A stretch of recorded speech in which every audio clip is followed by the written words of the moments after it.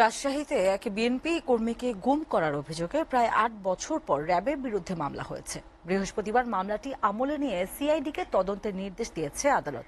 এই ঘটনায় নতুন করে শুরু হয়েছে তোলপাড়।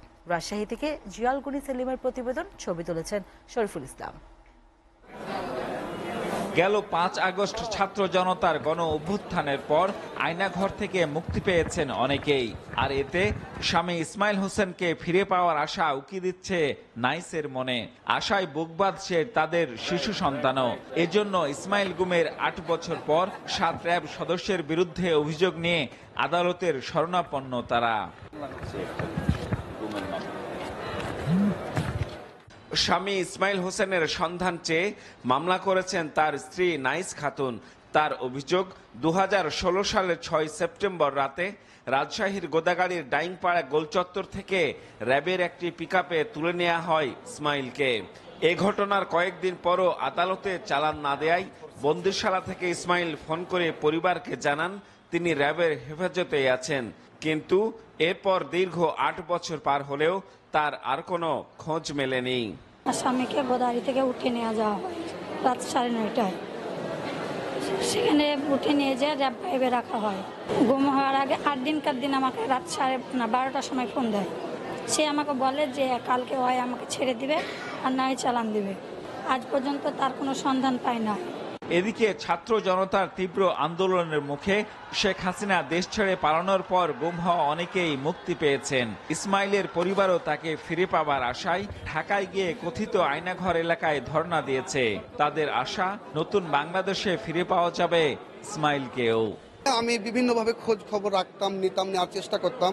আমি 7 মাস যাবত আমি বুঝতে পারতাম, জানতে পারতাম আমার ভাই জীবিত ছিল। এখন এই যে 8 বছর হয়ে গেল আমার ভাই গুম হওয়ার, আমি ওই 7 মাস জীবিত ছিল। এই পরিপ্রেক্ষিতে আমি প্রত্যাশা করি, আশা করি আমার ভাই এখনো জীবিত আছে। জীবিত কিংবা মৃত যে কোনো পরিস্থিতিতে ইসমাইলের সন্ধান চাই তার পরিবার। তাকে আমরা তার সন্ধান চাই, বেঁচে থাকে অবশ্যই ফেরত চাই। আর তাকে যদি কোনোভাবে মেরে ফেলা হয় আদালতের মাধ্যম দিয়ে আমরা অবশ্যই বিচার চাই।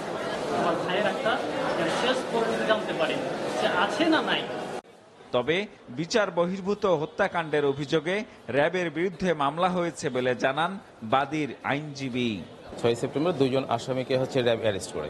অ্যারেস্ট করার পরে তাদের তথ্যের ভিত্তিতে ইসমাইল হোসেন যিনি ভিকটিম তাকেও পরবর্তীতে তুলে আনা হয় গোদাগাড়ি থেকে। তুলে আনার পরে এই 3 জনের সঙ্গে একত্রে জিজ্ঞাসাবাদ করা হয়। জিজ্ঞাসাবাদ করার পর পরদিন ওই 2 জনকে চালান করা হয় কোর্টে, কিন্তু একে আর কোনো চালান করা হয় নাই এবং এখন পর্যন্ত তাকে ফেরতও দেওয়া হয় নাই।